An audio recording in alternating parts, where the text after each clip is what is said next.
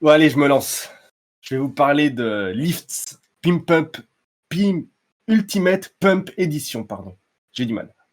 C'est un petit jeu de rôle, il fait 37 pages, dans lequel il va y avoir plusieurs jeux. Et en fait, le principal intérêt de Lifts, c'est que c'est un jeu de rôle qui va vous faire du sport. Ici, il n'y a pas de dés, il n'y a pas de cartes, pas de tarot. Pour réussir, pour vaincre un obstacle, surmonter un obstacle, résoudre un conflit, il faut faire des pompes, il faut faire la position de la chaise, il faut faire des squats, il faut battre le MJ au nombre de flexions. Enfin, c'est que on fait du sport. Et ça fait 37 pages et il y a 6 jeux différents avec des univers différents et puis les exercices vont aussi varier pour, voilà, le but du jeu, c'est avec 4 autres personnes. Vous allez à la salle et puis vous faites un petit jeu de rôle en même temps. Voilà.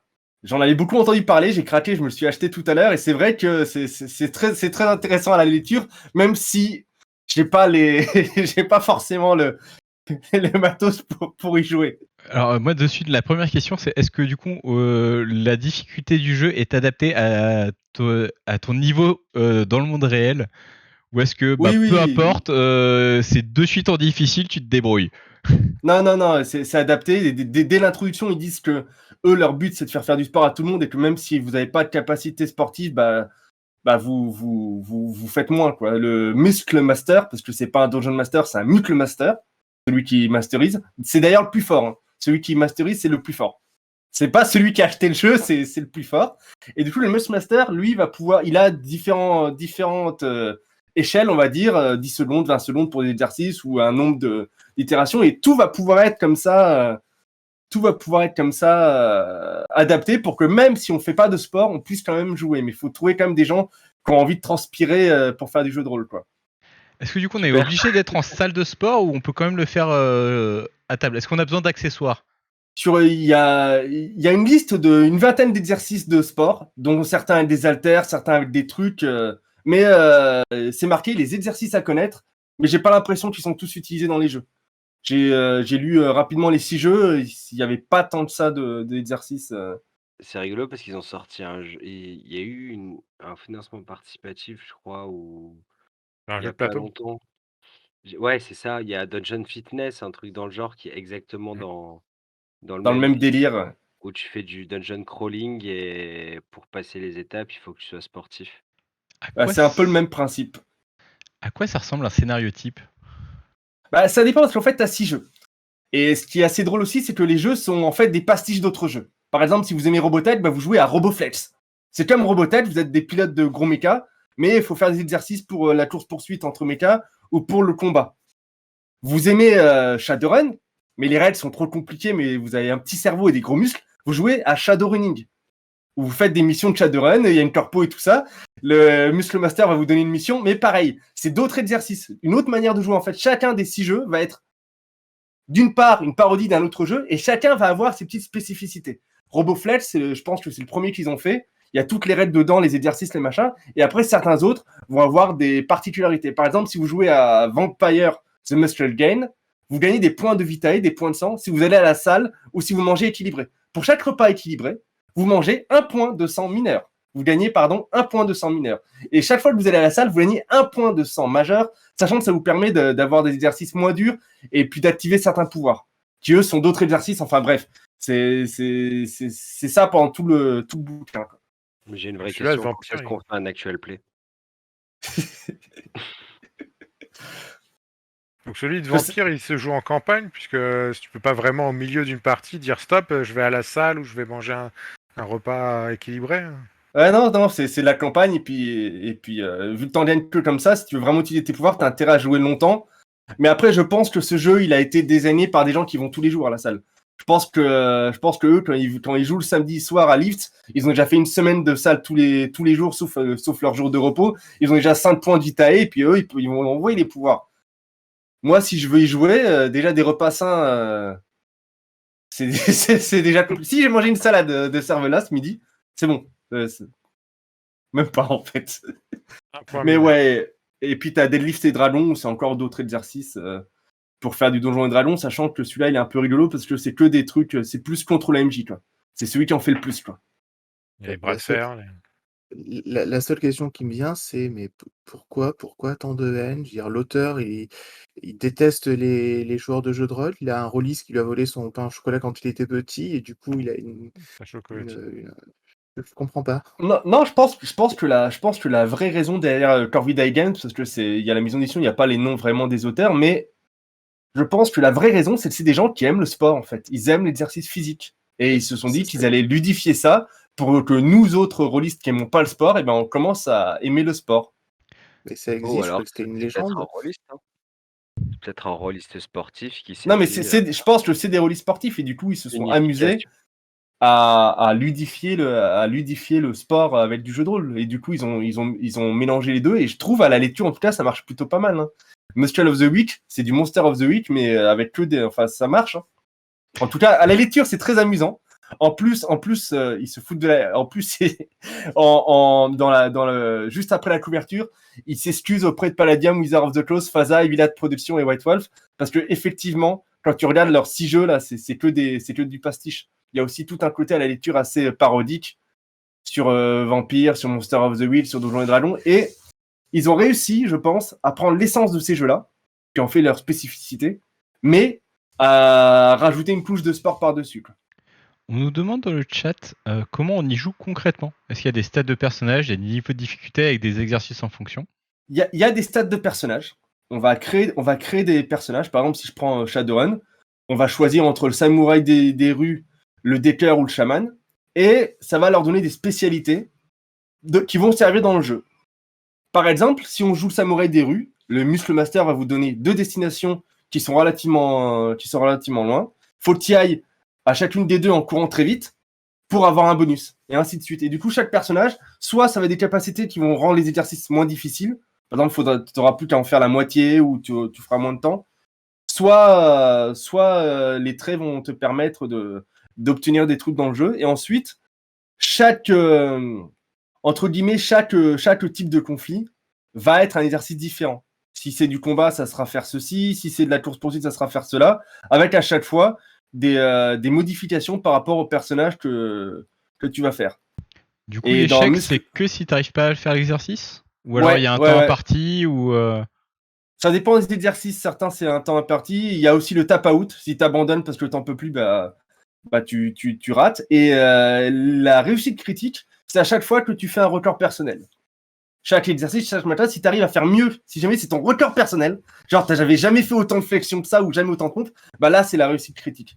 Et en fonction des jeux, ouais, après quand tu commences bas, tu vas faire plus de réussite critique. Et voilà, chaque personnage va avoir ses habilités, ses capacités spéciales qui vont soit te proposer des exercices différents, soit les rendre plus faciles, soit te permettre, en faisant un exercice particulier propre à ta classe de personnage, par exemple, de faire plus de dégâts ou de faire ce genre de choses. Et pareil pour les monstres. Dans Monster of the Week, chaque monstre, pour le défaire, c'est un exercice spécial. Quoi. Waouh. c'est tellement génial. C'est conceptuel. Moi, j'en avais beaucoup entendu parler. Puis quand on m'a dit, oui, il faut parler de jeux qui sont peu connus, qui sont étonnants ou innovants, ou voilà, qui changent de l'ordinaire, je me suis dit, celui-là, il me le faut. Et je regrette pas mon achat. C'est déjà très plaisant à la lecture parce qu'il y a aussi un côté humoristique. Moi, je comprends pas très bien l'anglais, mais c'est pas compliqué. Hein. Le truc le plus compliqué, c'est la liste des exercices, mais ils sont gentils. Ils ont fait tout un tableau avec les 20 exercices, puis tu as des liens vers des pages pour voir les postures, les machins. Mais sinon, c'est excessivement simple. À chaque fois, en début de jeu, tu as comment tu crées le personnage. Et après, les différences de règles par rapport à Roboflex, qui doit être le premier qu'ils ont fait, où là, tu as vraiment toutes les règles, tous les exercices. Et après, pour Shadowrunning, il y a ça en plus. Il y a les classes de perso qu'il n'y avait pas avant. Pour Deadlift, il y a ça en plus. Enfin, à chaque fois, il va y avoir comme ça 2-3 trucs pour pimper, genre les points de sang dans Vampire et comment tu les gagnes. Et tu as 6 jeux complets qui disponibles pour jouer en faisant du sport. Et les scénarios? Il n'y a pas de scénario, mais pour chaque jeu, il va y avoir des exemples, entre guillemets, de scénarios. C'est plus des pitchs, quoi. Genre, ça fait un paragraphe, quoi. Par exemple, dans Roboflex, il y a Return of the Proto Culture Master, et il t'explique comment... c'est encore des conneries. Les brotocultures, c'est en gros des mecs qui prennent des stories ou je sais pas quoi. Enfin bref, c'est encore des conneries par rapport au sport. Même les scénarios, ils sont encore dans cette partie un peu humour où on va jouer avec le sport. Quoi. On me demande où est-ce qu'on peut se le procurer. Sur Drive-Thru RPG, Est-ce qu'il y a un des jeux qui est adapté pour du one-shot ou c'est quand même tous plus pensés sur, comme du sport finalement, il faut jouer longtemps pour pouvoir. la plupart, tu peux les jouer en one-shot.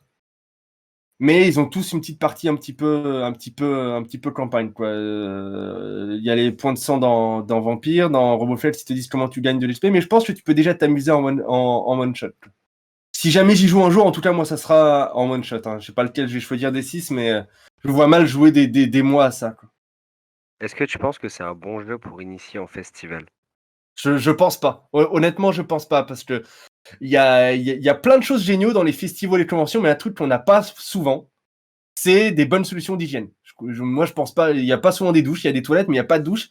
Et quand tu fais, ils ont pas tous des durées dans le temps, mais par exemple, Vampire, je crois, ils te disent, en fonction de la difficulté que tu veux faire, tu joues 30 minutes, 60 minutes ou 90 minutes. Quand tu joues 90 minutes de faire des pompes, des abdos, des runges, des lifts, des machins, tu soulèves des haltères, je pense que le mieux, c'est avant le débrief, pour expliquer comment s'est passée la partie, de quoi tu as besoin, les trucs émotionnels, tout ça, et machin, ce qu'on fait d'habitude pour voir ce qui a marché, pas marché. Je pense que tout le monde va d'abord à la douche. Et à mon avis, en convention, en festival, la douche, c'est juste quelque chose qu'on n'a pas, quoi. Déjà, quand les gens ils restent 3 jours de suite sans dormir, sans se laver, c'est compliqué. Mais alors, si en plus ils font du sport, je veux pas être désagréable, mais Moi, ça je me le fait sens rêver. moyen. Tu parles de ce jeu-là et je te dis, je me vois vraiment faire ça le soir du triathlon du roll au Fige, entre la table de Batronoban et la table de Trikitov, tu vois. Et là, Ah, là, ça peut être chouette. je pense qu'il y a moyen que ça finisse même en multitable, du coup.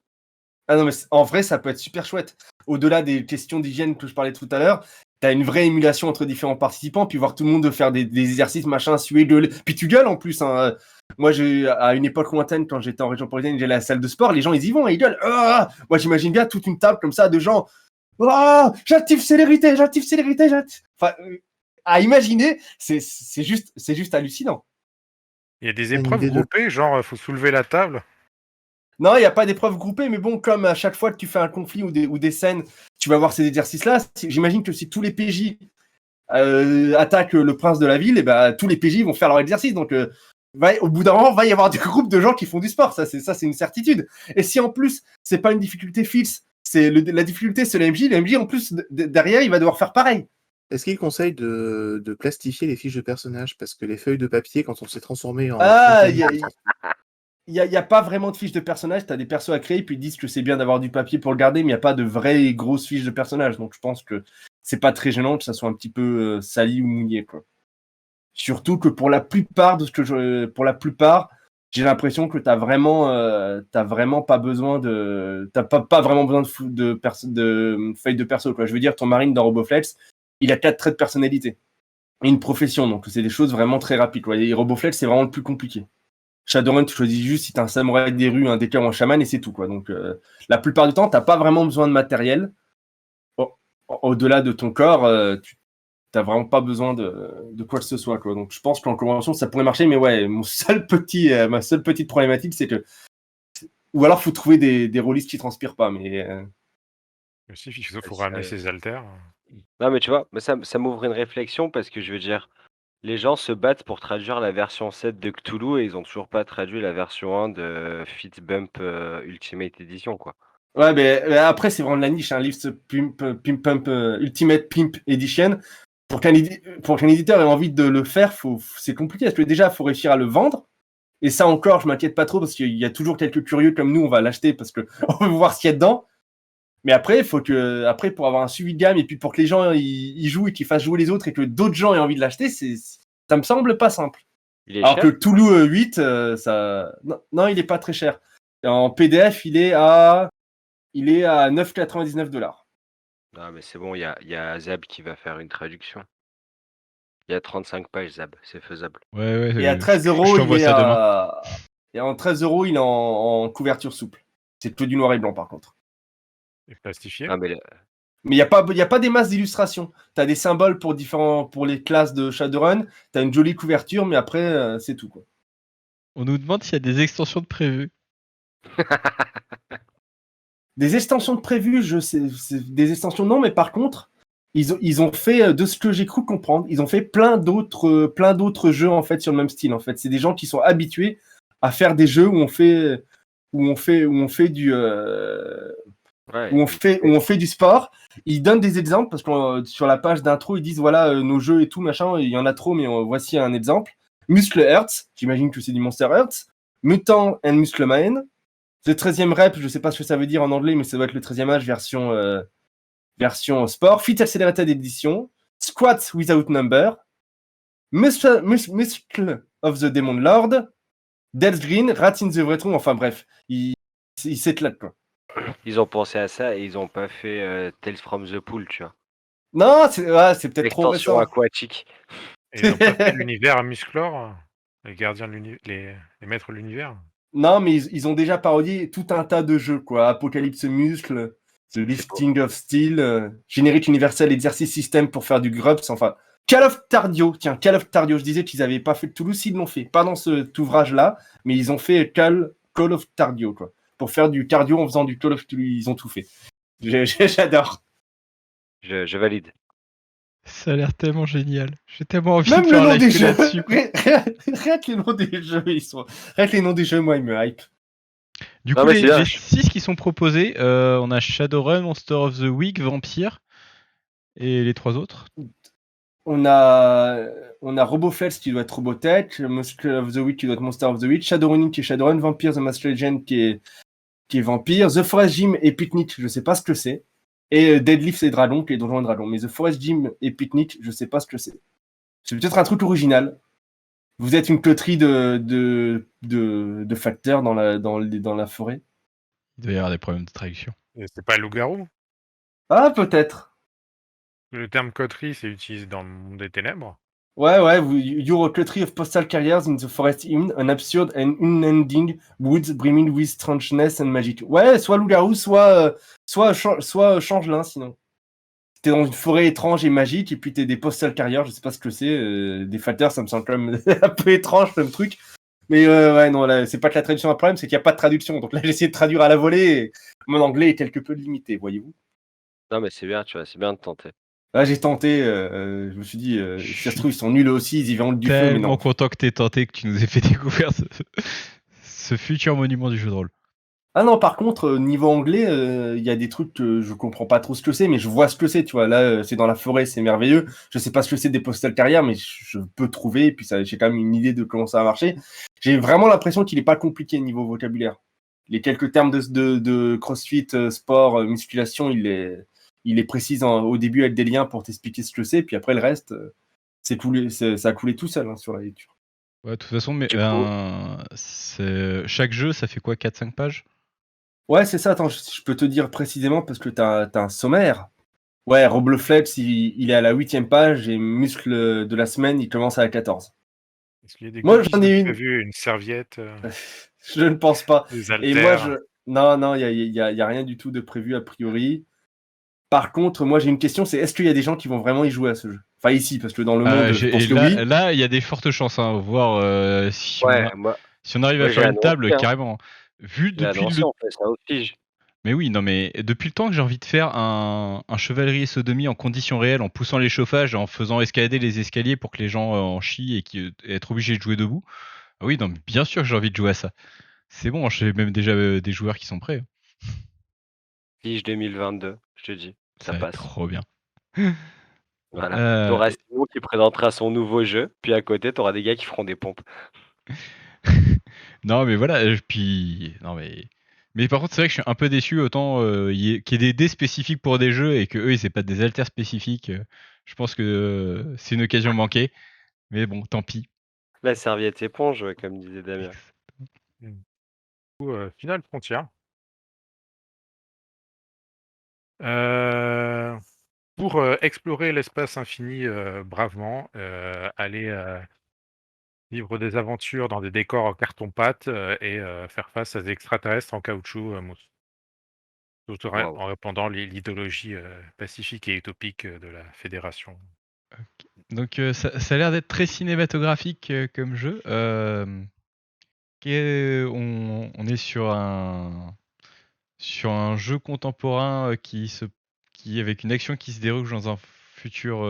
Pas du Contre-Parent, c'est vraiment du Star Trek. C'est du. C'est le jeu où les gens ils vont. Je confonds peut-être, mais c'est pas le jeu où les gens vont visiter des planètes. Genre Non, ça c'est Étoile. Non, non, mais non, tu sais, c'est un peu comme là, la série animée Star Trek qu'ils ont sorti où c'est genre les. C'est avant que Captain Kirk il arrive, t'as des gens tu sais, qui se pointent sur la planète pour voir ce qui se passe, si c'est encore en vie et tout machin. Et après, occasionnellement, s'il faut faire quelque chose après avoir colonisé le truc, on envoie le Capitaine Kirk. Et Non, t'as non, toujours une chair à canon. c'est le Capitaine Kirk. Alors, il y a la chaîne à canon, c'est plutôt des PNJ, c'est les bonhommes en rouge. Et tu veux mettre du drama, de sang dans un truc, tu fais exploser un bonhomme en rouge. Ok. Donc, histoire de situer les choses, je vais poser la question, est-ce que le jeu est plutôt sérieux ou est-ce qu'il se veut plutôt humoristique et parodique? Il se veut plutôt pastiche de Star Trek, de séries et d'autres séries de science-fiction, space opéra kitsch. Il n'a pas vocation à être sérieux. Il peut aborder des thèmes sérieux si on le veut. Ça tourne sur quel genre de système? Ça tourne sur son propre système. Je ne sais pas s'il est inspiré d'un autre, mais c'est avec beaucoup de D6. Et il y a un élément du système, en fait, on joue du coup une partie de l'équipage du vaisseau, en l'occurrence surtout des officiers. Et il y a tout un système d'entraide où il y a un pool de dés communs qu'on va pouvoir utiliser en bonus avec l'accord de tout le monde. Le fait d'aider une autre personne dans une situation va apporter des dés à ce pool. Du coup, est-ce que c'est un jeu qui est plus orienté au one shot que vu qu'on on va sur une planète, on l'explore et on se casse? Ou alors c'est quand même un jeu en campagne où on va essayer de développer notre vaisseau ou développer Euh, notre bord? Campagne, surtout que vers à la fin du bouquin, il y a une campagne qui est en fait une suite de plein de petits synopsis, euh, dont la plupart ont avec un gros fil rouge, hein. Et notamment les persos ont des relations entre eux. Alors ça fait longtemps que j'y ai pas joué, j'ai pas fait bien mes devoirs, du coup j'ai pas révisé tout. Il y a une évolution des personnages, des formations. Il y a chaque personnage a des éléments. Des plot points, des éléments d'intrigue, qu'il doit résoudre lui-même. Genre, ça peut être, j'ai un problème avec, le mécanicien ou, je suis amoureux de celle qui s'occupe, du service de sécurité ou Du coup, on joue quel type les de intrigues personnage? On joue les les intrigues officiers, des choses comme ça? ouais, Ou surtout on joue un peu de tout et n'importe quoi? ouais, pour revenir sur les plot points, ça pourrait être toutes les intrigues secondaires qu'il pourrait y avoir dans des épisodes de ces séries, Star Trek ou autres. Et donc, on joue, principalement, des officiers. On joue le capitaine, tous ceux qui seraient sur la passerelle dans un épisode de Star Trek. Et notamment, il y a, quand dans les phases de combats spatiaux, il y a tout un système où chaque rôle qu'on joue a son importance dans le combat et qui a une importance différente. Donc il y en a un qui va être en charge des boucliers, il y en a un qui va être en charge du pilotage, il y en a un qui va être, le capitaine, il va être en charge de donner les ordres et Du coup, on peut faire un scénario entièrement sur la passerelle? Sans avoir à jamais sortir? Ou c'est quand même pas trop prévu pour? si, ça peut faire n'importe quel type, mais sur la passerelle, bah, du coup, tu vas être sur, des intrigues et moins sur de l'exploration ou alors, ça peut être, se retrouver face à un phénomène, astrophysique, étrange et tout l'épisode, si on veut, va se dérouler sur la passerelle. Ça dépend à quel point on n'a pas de budget. Si on est comme dans les premières saisons Star Trek, on a tellement pas de budget que tout est fait dans des couloirs parce que Mmh. c'est comme, Ensuite où on avait plus de pognon et on a pu montrer des planètes. Il y a un univers qui est détaillé ou c'est très libre Oui, de ce côté? il y a un univers propre sur lequel se développe la campagne en question à la fin, avec ses propres races et autres, qui sont des races, jouables, qui sont, plus ou moins des pastiches, des éléments typiques, des séries, pastichées. Si on aime Star Wars mais qu'on n'aime pas les dés spéciaux, ou qu'on aime Star Trek mais qu'on n'aime pas système de dés 20 de Modifus, est-ce que on peut prendre Final Frontier et se dire tiens, on se fait du Star Trek, mais dans le lore, dans l'univers de Star Trek, ou tiens, on va se faire du Star Wars et puis on va se faire tirer dessus par des Stormtroopers qui ne nous toucheront jamais, et puis on va aller casser la Dark Vador. Est-ce que tu penses que ce serait assez facile à mettre en place, ou est-ce que c'est vraiment trop spécifique Final Frontier? Je pense que ça peut être totalement adapté si tu le joues de manière plus lore et sérieuse pour du Star Trek. Par contre, je vois pas ça pour du Star Wars. Pour moi, les deux types d'univers ont une grande différence. On va jouer de Jedi, quoi. Final Frontier est vraiment en premier enfin, ce qui se rapproche. La principale inspiration, c'est vraiment Star Trek. Du coup, dans l'esprit de Star Trek, 99, trucs comme ça. Mais... on a tout un panel de races jouables ou ça reste plus première génération très, très humanisé? Il y a un panel de races qui est pas. Je crois qu'il y en a moins d'une dizaine. Qui est toutes des races humanoïdes. C'est un truc chelou.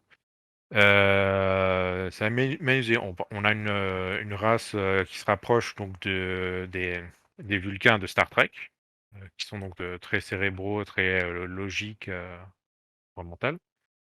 Il y a une race qui sont les binariens qui se jouent par deux. Alors, une personne peut jouer un couple de binariens qui sont forcément donc des jumeaux, et du coup ils vont pouvoir jouer. C'est génial ça. Il y en a un qui va finir la phrase de l'autre, mais ça peut être deux personnages différents. Ça peut être deux joueurs différents. T'as les barres de rire, quoi. Il y a le peuple typiquement féminin classique du truc, quoi. Il y a un peuple insectoïde. Ils sont beaux, les dessins du groupe, quand même. Moche. Les binariens qui sont super mignons. Et il y a les humains et les humains génétiquement modifiés. Et comment ça, les gorichiens. Un peu les Klingons, mais avec le côté philosophe en plus. Est-ce que le livre est agréable à lire? Je l'ai trouvé assez agréable. Il y a beaucoup de références humoristiques, pastiches, de clins d'œil à différentes séries. Il est plutôt bien organisé et avec le petit sur la bordure, sur les livres. Là, bon, ça exerce sur plein de livres, mais pas tous. Il y a les sections, quoi, pour s'y retrouver. Ah, c'est cool ça. Non, parce qu'histoire de balancer l'info jusqu'au bout, moi ça me parle Final Frontier, Mmh. et j'ai recherché vite fait d'où ça me parlait, et en fait, Emmanuel Garbi, l'auteur, qui est le patron de John Doe, l'a mis en ligne gratuitement sur son site perso pour le confinement. Le premier Il est toujours confinement là. digne Il est du nom, toujours en et ligne toujours gratuitement. gratuit, ouais. Voilà, c'était juste. C'est Et une c'est bonne intéressant. info à faire partager. Je mettrai peut-être le lien dans la description si je m'en souviens. Je sais pas si on a déjà demandé si c'était plutôt du one shot ou de la campagne. Ça a été demandé et j'ai dit plutôt de la campagne, et surtout que il y a Il y a une campagne à la fin. campagne à la Oui, fin. autant pour moi. Est-ce que du coup on est sur un système de jeu qui est Alors, du coup, plutôt avantageux pour les joueurs ou on est quand même assez punitif vu que ça a l'air d'être un jeu plutôt dans le fun ou j'ai l'impression que ça C'est peut dans le soit fun, gagner donc soit dégénérer vraiment ou c'est plutôt tout se passe bien. c'est dans le fun, donc c'est plutôt avantageux pour les joueurs. Surtout qu'il y a toujours un moyen de gratter des bonus en faisant des scènes d'entraide, en jouer les émotions, les relations entre les personnages. Alors du coup, qu'est-ce qui fait la spécificité de l'univers qui est décrit dans le jeu, en sachant que tu dis que c'est assez proche de Star Trek, du coup? La spécificité de l'univers, je dirais qu'il y en a pas énormément, que justement c'est un melting pot de plein d'inspirations, enfin de ce que j'ai, la façon dont je l'ai compris. La Mais campagne du est coup, tu connectée à peux jouer l'univers. sans avoir les références ou pas? Avec juste le livre Oui, de je pense que base tu as les références de l'univers dans le D'accord. truc. Il y a pas de point où ça dit, pour le contexte, voir dans telle série ou autre chose, quoi. C'est tout ce Je qui, pense que le côté comprend pardon. l'univers, et c'est, tout ce qui est le bouquin comprend tout ce qui est nécessaire pour comprendre l'univers. Je disais après, je pense que le côté, très très parodique fait que, ça fonctionne mieux si les gens ont les références et heu et jouent avec les codes qui ont été, préétablis. Les codes du Je pense jeu, aussi. toujours avoir les armes surassommées, ce genre de choses. Si jamais j'ai envie de jouer à ça, est-ce qu'il y a des aides de jeu, on va dire pour créer, ces planètes, ces choses comme ça? Ou, vaut mieux avoir une connaissance préalable, Alors je ne suis pas documenté sur, s'il y avait des suppléments ou autre chose, pas à connaissance. Comme j'ai pas également beaucoup fait mes devoirs, j'ai pas relu le truc juste avant. Oui, je regarde sur Mais la tu vas surtout, créer des scénarios plutôt que créer des planètes. Comme, le décor est en carton-pâte, tu n'as pas besoin d'avoir, mettre en place toute une, cohérence, politique, sociologique sur la planète, quoi. Le décor, la planète est là pour les besoins du scénario. Elle est pas là pour avoir une cohérence, dans l'univers. Du coup, est-ce qu'il y a aussi différentes factions qui sont présentées dans le jeu? Parce que c'est vrai que c'est quelque chose qui est assez important dans l'univers de Star Trek. Tu as la tension entre les différents peuples et organisations. Il y a l'organisation des personnages font partie d'un peu l'équivalent de la fédération, de Star Trek, donc Pacifique et tout. Il y a, l'organisation l'empire du grand méchant et je crois que parmi les races, il y a d'autres organisations, mais il y en a pas forcément qui m'ont marqué. On reste du coup sur un jeu qui est quand même plutôt pacifique. On peut pas jouer des gros bourrins qui vont aller appliquer la démocratie de façon peu pacifique. Pas l'objectif du jeu, non, C'est Star Trek, le pas Starship Trooper, quoi. oui, oui, voilà, l'objectif, ça va être de trouver des méthodes pacifiques, avec potentiellement, des rebondissements, qui peuvent amener des scènes, musclées, mais ce n'est pas l'objectif, pas la volonté. Il y a, cet, idéal utopique du côté, de la faction que représentent les personnages. Et du coup, est-ce qu'on peut, décider de teinter cet idéal utopique de communisme ou est-ce que pour ça, vaut mieux aller voir du côté de Star Marks? J'y avais pensé tellement fort. Je pense que pour ça, effectivement, soit aller côté Star Mark, soit repenser l'idéologie de la fédération parce que là, tu remanies, remanies tu modifies l'univers pour, le faire à ta sauce, quoi.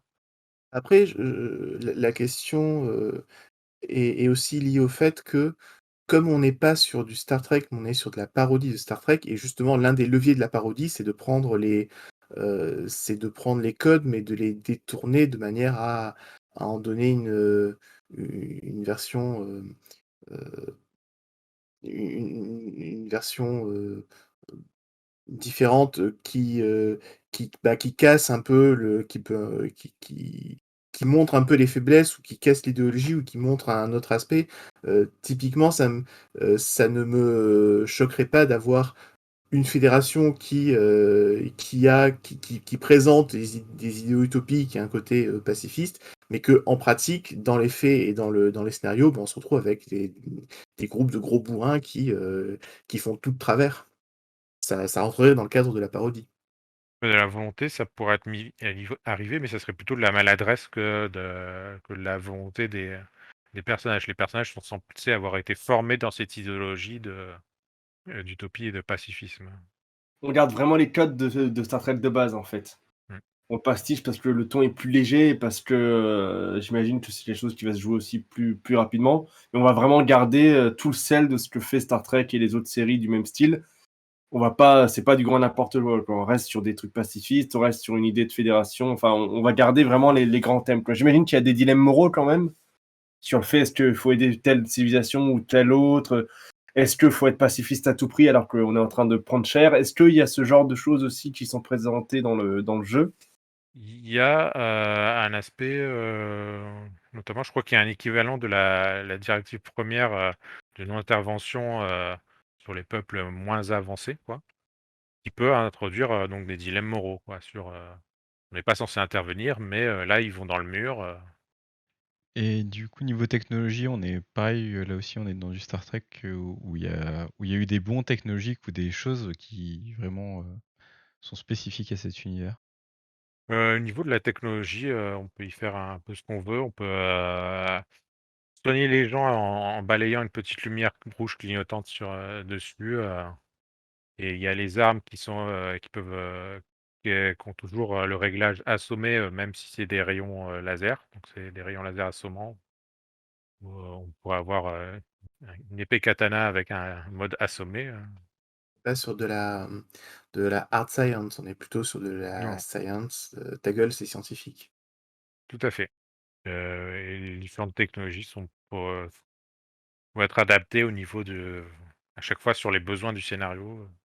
J'ai rapidement lu la note d'intention et ouais, c'est ça, on est dans une parodie utopique. Du coup, comme le disait Damien, c'est vraiment ça, c'est vraiment du pacifisme poussé à l'extrême avec, plein de trucs qui clignotent parce que pourquoi pas. Eh bien, merci à mes habitués, merci à mes invités d'avoir été exceptionnels ce soir. Merci à tous d'avoir présenté des jeux que je ne connaissais pas, des jeux auxquels je n'ai jamais joué et des jeux que maintenant je vais m'empresser d'aller bouquiner. N'hésitez pas à revenir hein, pour le prochain Café Rolliste dans 3 mois. Merci à tous et je vous dis à la prochaine sur Lancer Critique. Tout de suite. Merci, à plus. À la prochaine.